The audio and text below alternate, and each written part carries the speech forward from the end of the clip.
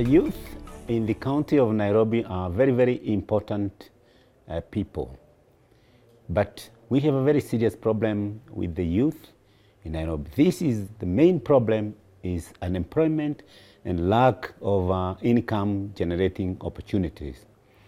About 70% of all the youth in Nairobi between the ages of 18 and 35 are unemployed.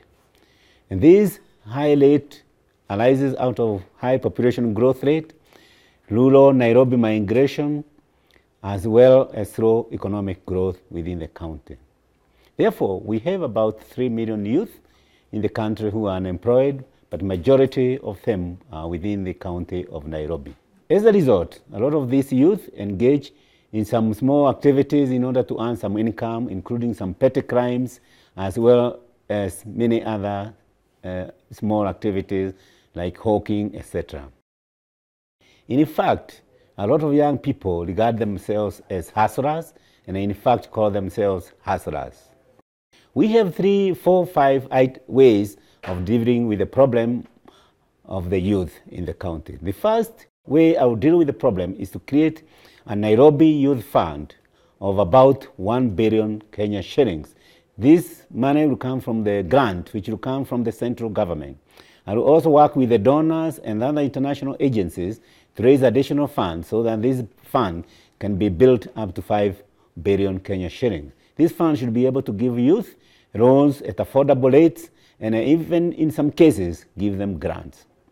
The second thing I intend to do about the youth is introduce entrepreneurship training.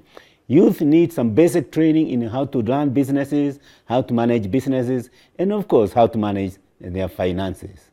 The third aspect of dealing with the youth challenges is creating new markets. As I've said, the county needs to double the number of markets it has. If this is done, the youth can get involved in trading in this market. A lot of young people are capable of being involved in import-export trade and other small things, but they do not have those opportunities.